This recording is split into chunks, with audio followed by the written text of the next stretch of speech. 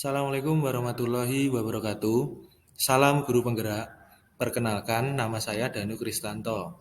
Saya adalah calon guru penggerak dari SD Negeri Jejeruk, Kabupaten Blora. Dengan fasilitator Bapak Juari SPD MA dan pengajar praktik Bapak Supriyanto SPD. Ini adalah jurnal dui mingguan saya mengenai nilai dan peran guru penggerak. Selamat menyaksikan dan jangan lupa klik like dan subscribe-nya ya. Terima kasih. Setelah saya menjalani pembelajaran dari modul 1.1 mengenai pemikiran dan filosofi Ki Hajar Dewantoro hingga modul 1.2 mengenai nilai dan peran guru penggerak, saya melakukan refleksi dui mingguan dengan model 4P. Refleksi ini memuat hal-hal yang menjadi pembelajaran bagi saya, yang terdiri dari 1. Peristiwa, 2. Perasaan, 3. Pembelajaran, dan keempat penerapan ke depan. Yang pertama, peristiwa. Setelah saya mempelajari modul 1.1 tentang pendidikan menurut Ki Hajar Dewantoro, dilanjutkan ke modul 1.2 tentang nilai-nilai dan peran guru penggerak. Pada modul 1.2 dimulai dengan materi mulai dari diri, yaitu setiap calon guru penggerak membuat trapesium usia. Dari trapesium usia yang sudah saya buat, saya banyak mendapatkan pembelajaran baru, yaitu bahwa kejadian negatif atau positif meskipun sudah lama berlalu, tetapi kejadian tersebut masih bisa saya ingat. Hal tersebut menjadi pembelajaran bahwa sebagai guru, saya harus bisa menjadikan momen positif untuk siswa-siswa saya. Selanjutnya, saya mengidentifikasi nilai-nilai dan peran guru penggerak yang sudah ada pada diri saya. Kemudian, bagaimana nilai-nilai guru penggerak tersebut bisa dilakukan dan dioptimalkan dalam pembelajaran maupun dalam kepemimpinan di sekolah tempat saya mengajar. Berikutnya, calon guru penggerak belajar mandiri pada materi eksplorasi konsep. Materi yang harus dipahami yaitu bagaimana manusia tergerak, bergerak, dan menggerakkan.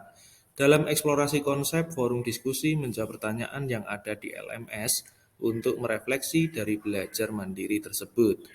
Pada tahap ini, saya akhirnya paham bahwa dalam melaksanakan pembelajaran, saya harus benar-benar memahami bagaimana kondisi siswa.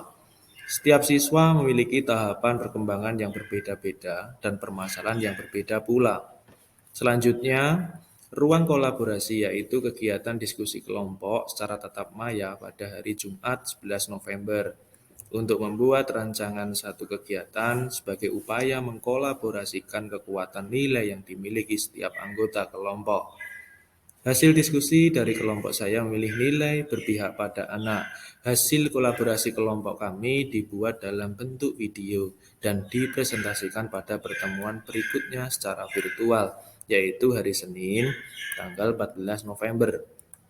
Saya bertugas sebagai moderator, Bu Fitri sebagai presenter, dan Bu Neni sebagai notulis. Pada saat presentasi, Bu Fitri terdapat kendala jaringan sehingga penjelasan materi saya lanjutkan. Setelah presentasi, kami diminta untuk membuat refleksi mengapresiasi peran satu rekan dalam kelompok. Saya membuat refleksi untuk rekan saya yaitu Bu Neni. Saya membuat gambaran diri sebagai guru penggerak di masa yang akan datang, yaitu setelah saya selesai pendampingan guru penggerak. Banyak hal yang saya lakukan sebagai implementasi pendidikan menurut Ki Hajar Dewantoro dan peran sebagai guru penggerak sebagai perbaikan pembelajaran berikutnya. Kemudian kegiatan elaborasi pemahaman dengan instruktur pada hari Jumat 18 November 2022 tentang nilai dan peran guru penggerak. Setelah dialog virtual, saya membuat tulisan narasi kaitan antara materi pada hari Sabtu 19 November yang ada pada modul 1.1 Filosofi Pendidikan Ki Hajar Dewantoro dan modul 1.2 Nilai dan Peran Guru Penggerak. Semua kegiatan sudah terselesaikan. Akhirnya saya melanjutkan untuk menyusun aksi nyata. Kegiatan apa yang saya lakukan untuk implementasi dari hasil belajar modul 1.2 ini? Yang kedua, perasaan. Ketika pengalaman belajar ini terjadi, yaitu saat saya memahami konsep pemikiran Ki Hajar Dewantara, yang kemudian berlanjut dengan nilai dan peran guru penggerak. Saya merasa bagaikan seperti orang yang berjalan di jalan remang-remang, kemudian mendapat pencerahan. Saya merasa sangat senang dan terinspirasi saat bertemu instruktur, fasilitator, pengajar praktik, dan guru-guru hebat yang memicu adrenalin saya untuk tergerak, bergerak, dan menggerakkan. 3. Pembelajaran. Berikut ini adalah pembelajaran yang saya peroleh setelah mempelajari modul ini. 1. Awalnya saya mendesain pembelajaran yang berpusat pada guru, di mana mau tidak mau, murid harus mengikuti kehendak guru.